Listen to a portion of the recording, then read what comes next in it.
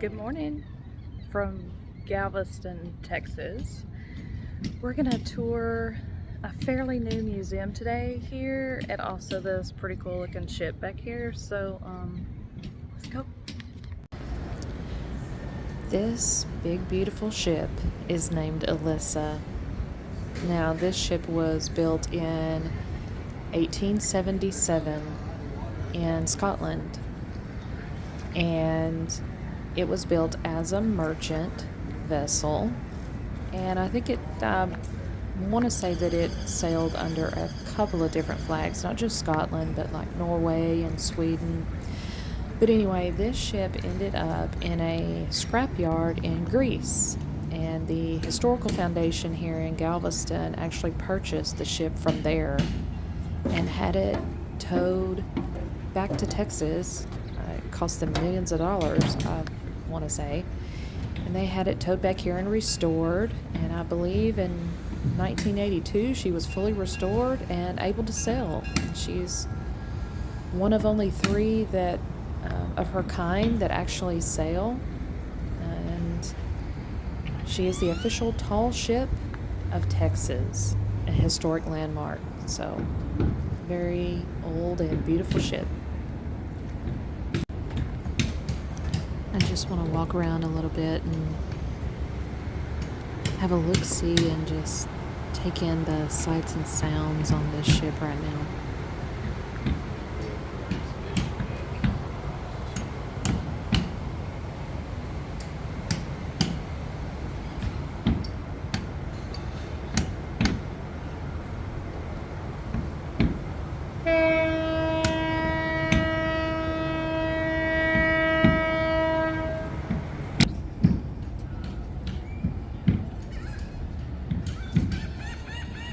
So being that this is still a sailing ship, you can't really go into some areas, and you're not really supposed to be touching a whole lot of stuff. But it's just kind of cool to go around and look at the different areas on this ship.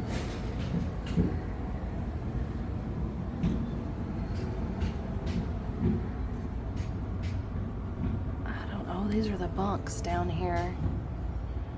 It's a little cooler down here in the ship. It's probably like 98 degrees outside right now.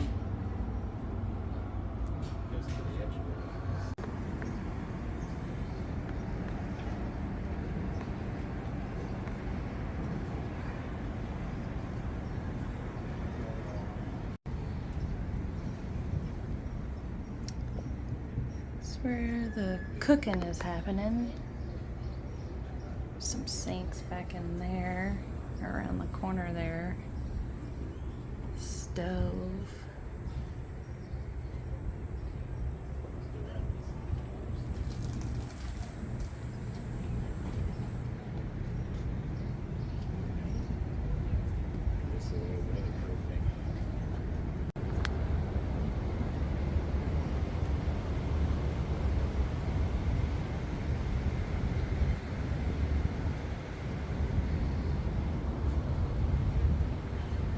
Pretty awesome.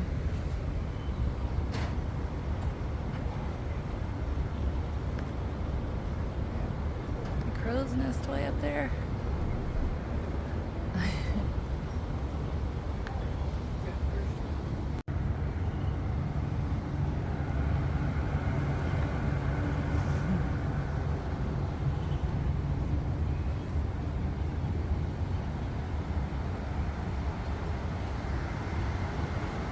Go down here.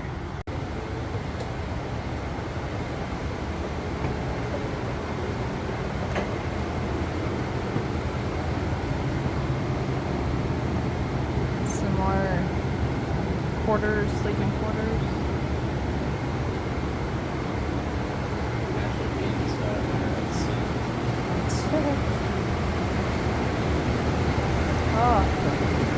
fan. I found the fan. Ah, thank you, Jesus.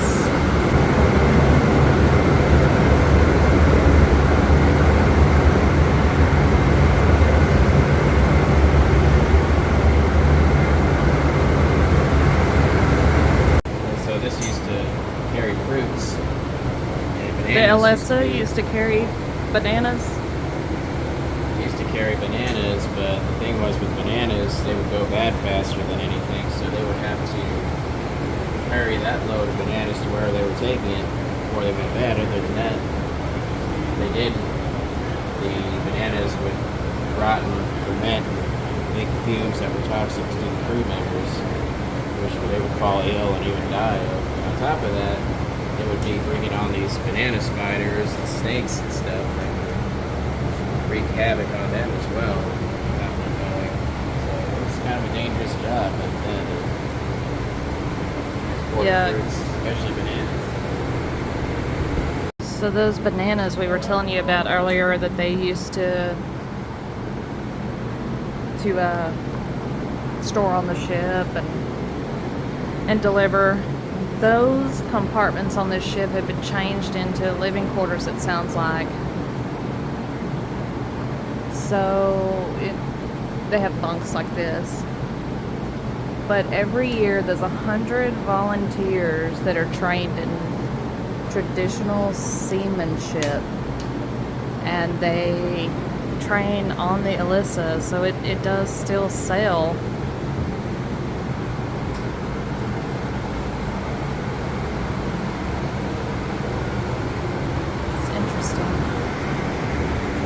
This way to the engine room. Looks kind of tight down here.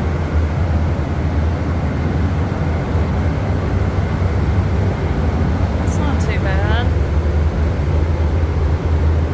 Oh, got a breeze in here too. Sorry it's so loud. There is an engine down here.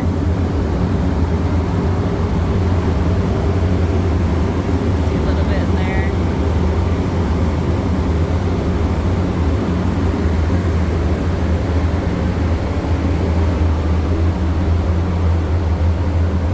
Now we get to the officers' quarters.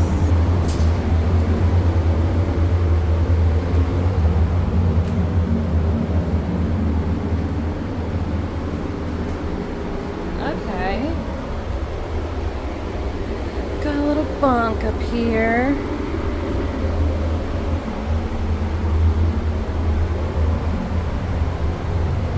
Portholes. Let's see what we can see.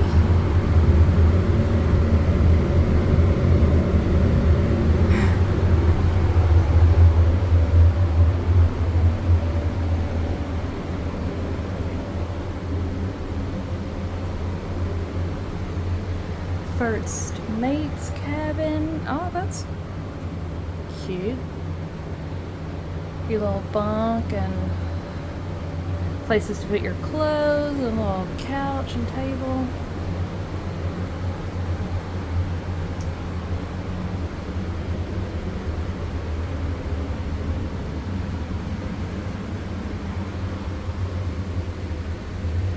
Yep, this is the pantry. And the second mate's cabin. It's about the same as the other. And this,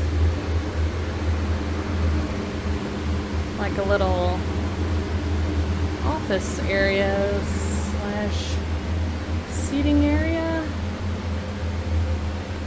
This is called the saloon. This is the captain's office.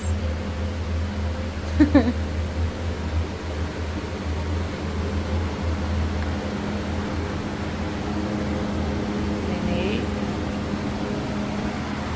And the captain's cabin. I guess couch is a little bit bigger here. Situated a little differently. But he's got a saloon in here. But look at this. The ceiling. It opens up.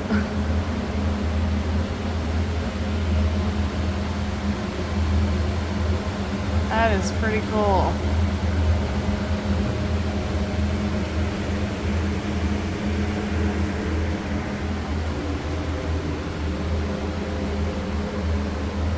There's the toilet.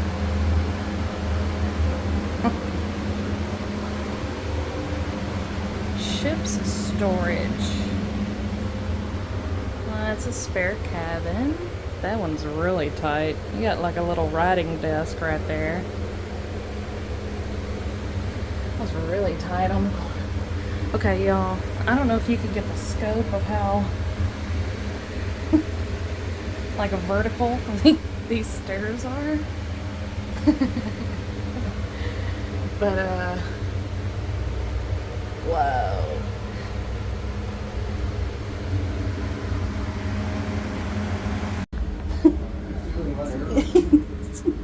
It's very narrow. Here we go. I want to bop my head on a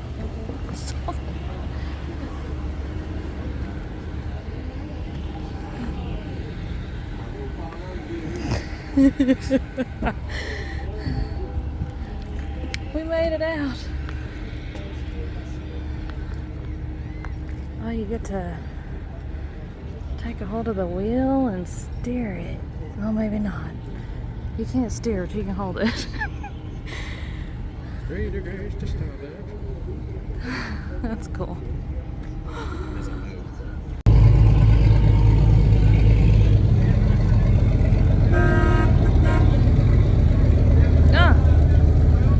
Can steer the ship.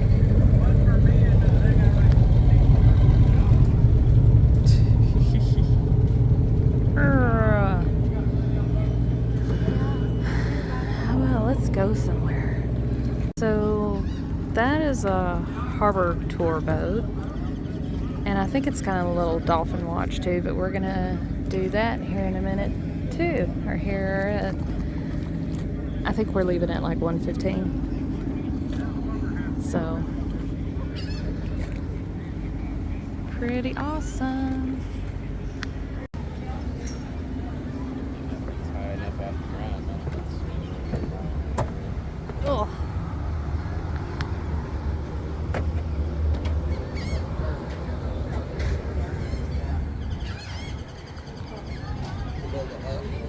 We need to go find some shade and some air conditioning for a little while.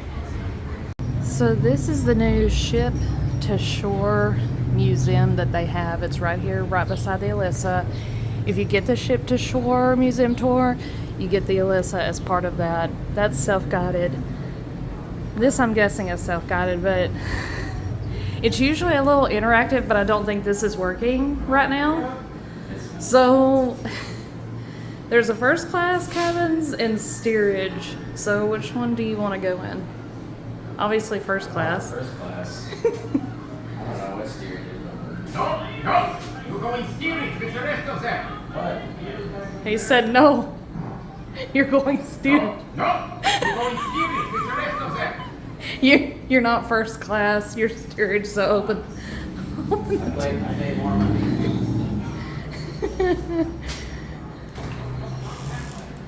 No, you didn't see me. Somebody said.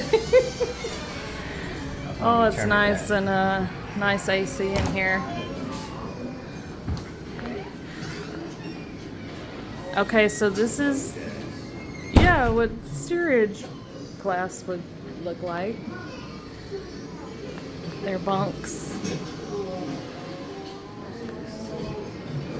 And they're piping in sound in here, which is cool. Look at this. That's cool.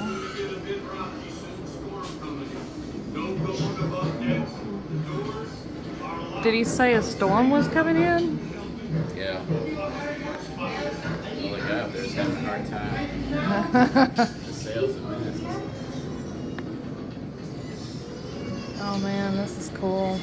You got little props and stuff everywhere. Clothes, cases, trunks.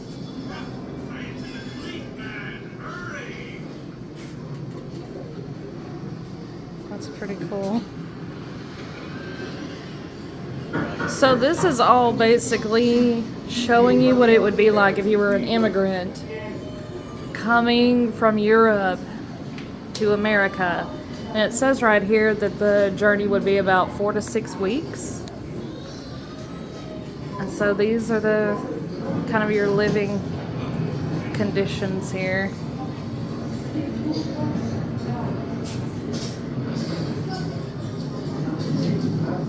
Some of this interactive stuff here, I'm not sure what it does because it's all down right now, is what the lady told us. Here is one of the bathrooms. They call it the head. There you go.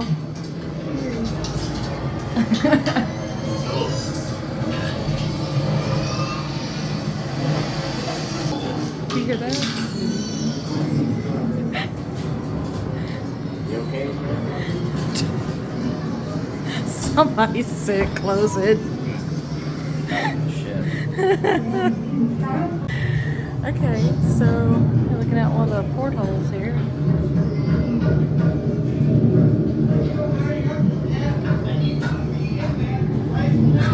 It's pretty neat. All these, yeah, there's you can hear the sound effects, different people talking and different people getting seasick.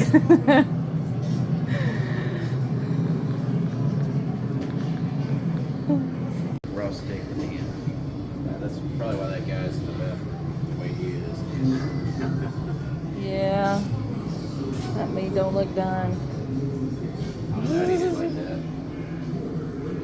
Maybe a little too rare. The pantry, I guess, and the kitchen. Yeah. Look, you can even wear the clothes. Oh, really? You just take your photo? The period clothing, I guess. Take a picture. Okay, so we're above deck now. We come from the living quarters in the kitchen. And there's a chicken.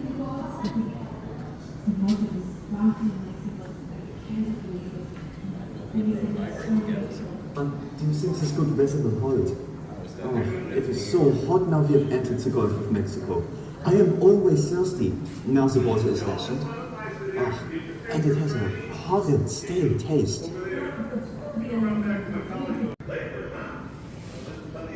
Oh, it gives you an insight into the first class lounge.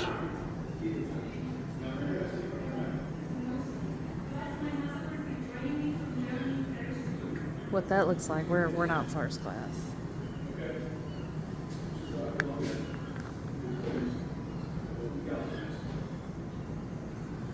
I found a hidden Mickey. So I think the interactive stuff that we skipped at the very beginning of this museum, I think it's one of those deals where you're assigned or can assign yourself an identity of one of the crew members or one of the occupants on the ship. And as you go through this, you can follow along with that person's story. So I think you could be any one of these characters and kind of live their story, I think. Which is pretty neat. This is very elaborate and well done.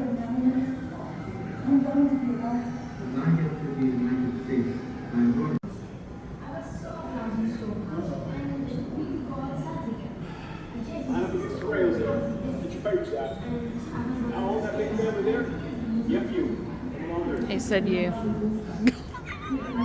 Still on board? Family too? So who we got? Yes, yeah, I got it. That is really neat. I can tell you that the screen looks really clear. It's really good quality.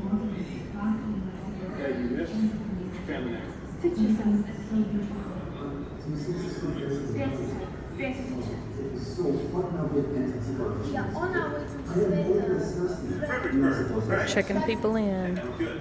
All right, you can all go. Collect your baggage.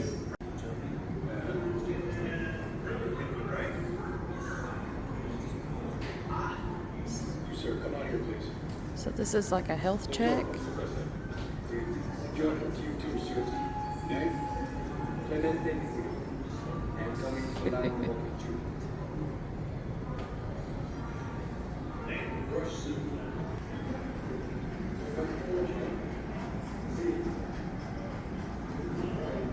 Welcome to Galveston. Alright, so got our health check. We've made it to Galveston. We're gonna get off the ship.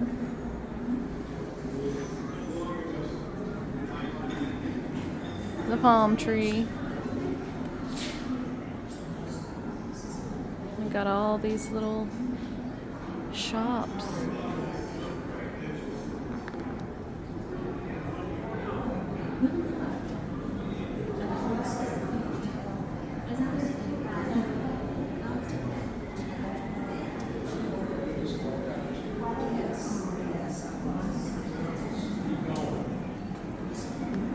Is that a church? Yeah. So it's even got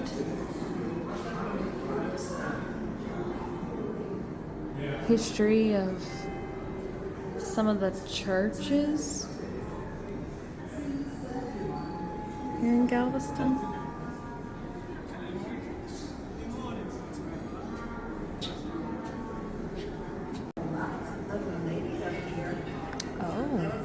They got a brothel or saloon over here somewhere too.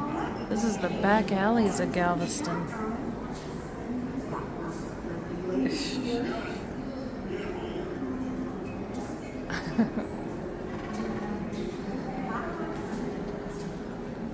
Alley cat.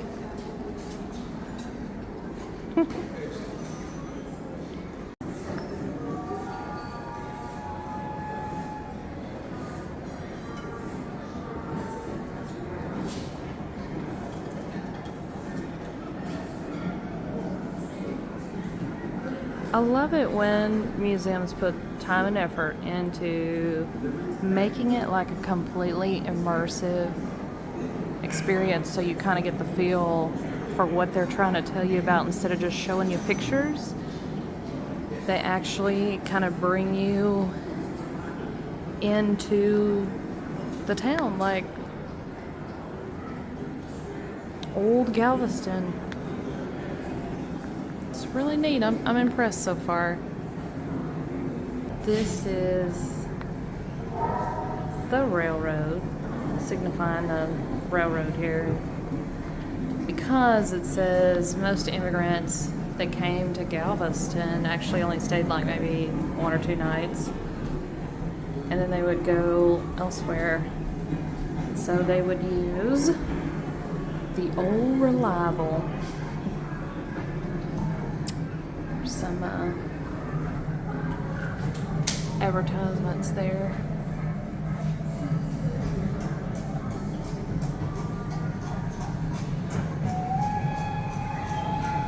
The sound effects.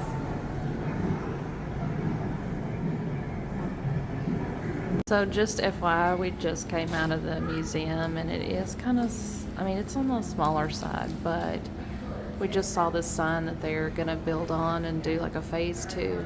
So they're gonna have more exhibits. And they have a gift shop. We're heading towards the harbor tour and dolphin watch. So hopefully we'll see some dolphins.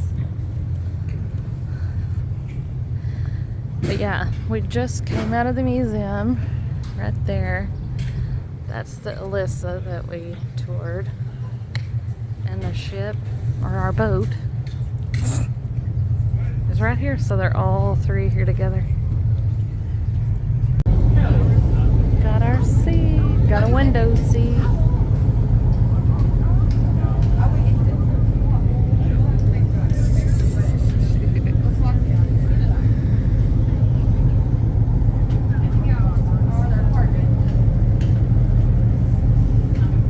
Terminal, so we can hold 2 different cruise ships at a time.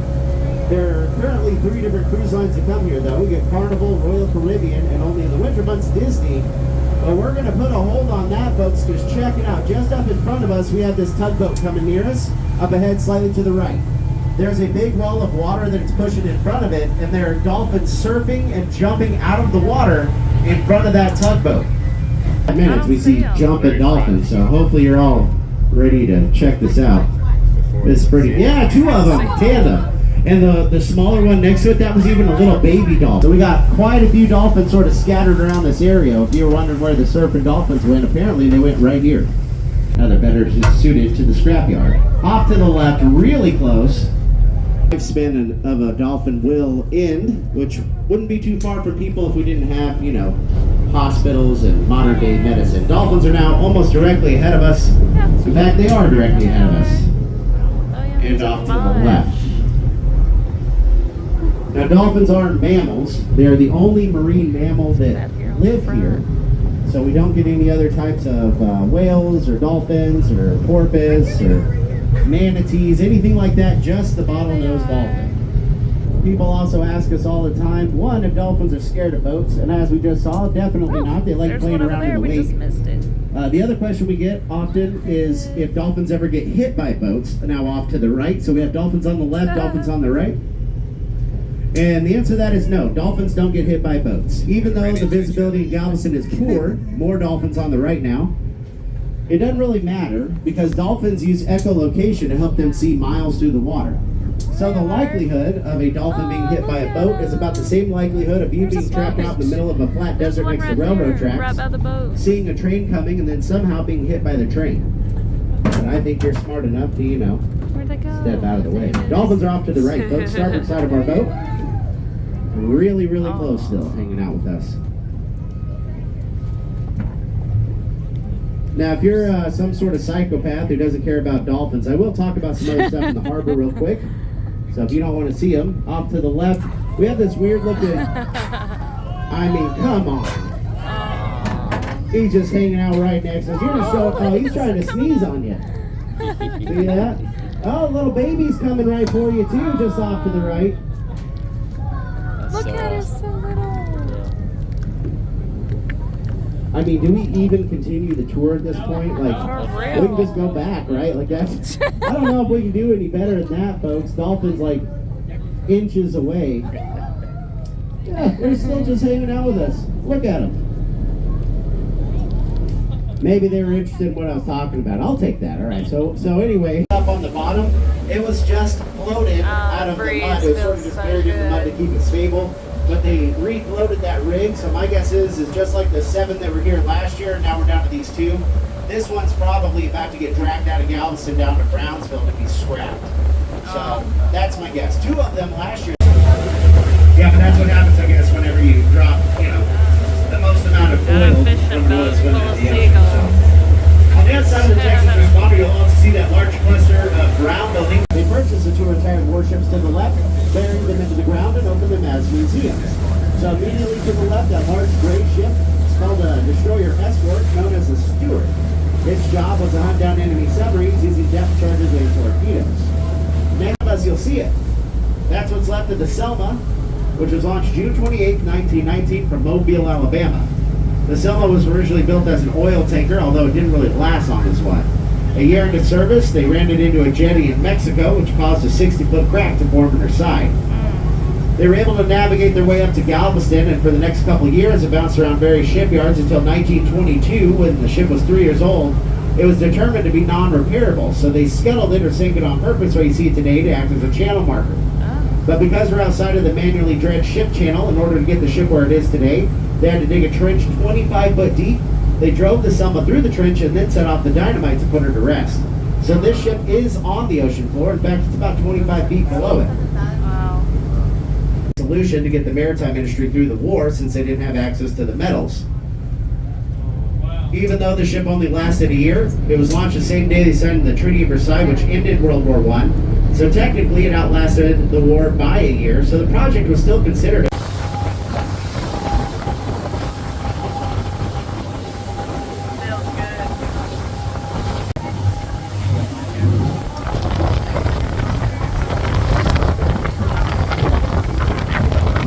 Okay, so we're at the Fisherman's Wharf now. We just got off of the harbor tour. This is our view. That's the Elissa. We took that tour today as well, self-guided tour. Got a strawberry daiquiri and a Heineken. Okay, so what did you think about the harbor tour? Well, that was fantastic. Saw a lot of dolphins, and you didn't think we would see any. I said I don't think we're going to see any dolphins. And I saw like a bunch, and the captain said it was probably the most he's seen in a long time. Yeah. So There were a whole group out there with younglings. What were they called again? Calves? they're calves, Yeah. not younglings. Couple of them. Real awesome. Yeah. Put a little show on for you. They flip around, play. It was great. It was awesome. So I recommend the harbor tour. What you need to do though, when you come here, there's like 3 different attractions. So you need to tour the Elissa ship, go to the Ship to Shore Museum, which is really good. It's small, but it's a really good museum, and then take the harbor tour, and you also get to see dolphins on that tour. So it's all good. I recommend all 3 of them. You agree? I agree. Probably one of the great things to do here in Galveston. I don't know. We'll have to come back and find something else to do. Sea life, history. History. This is a bunch of history. So if you're into history, you need to come to the Elissa, to the museum, and check that out. And during the harbor tour, they will kind of tell you what is, I guess, on the side of the harbor there, like a little bit of history and kind of what businesses are there, boats are docked there, and what all they do. So it's a lot of interesting information. So we recommend. Okay, I don't know of anybody else that likes oysters. I do. I still. It's gross. I don't know, y'all have to tell me what y'all think of those, but these are good. The fried pickles, they don't usually have them on the menu. He's got oysters for appetizers, and then we've got more food coming, so we're gonna be stuffed. And this thing is very refreshing. So that's a shrimp po' boy, and that is just overflowing with shrimp. And I got fish and chips, which they're huge. These are like huge platters of food. So we've eaten here before, so we know it's pretty good. But yeah, we recommend. It's a good place to eat, especially at sunset. You can sit in here, or you can sit outside. They have a place outside that you can sit. And I wanted to mention, I don't know if I caught it on the harbor tour, but that yacht right there belongs to the guy that owns this restaurant, right? I think, isn't he the one that owns all the Landry's restaurants? I think that's what yeah. So this is a Landry restaurant, so it's, yeah, he's done parked his yacht out here, so it must be nice, huh? All right, bon appetit. Thank y'all so much for watching. Please subscribe, please like this video, and we'll see you the next time.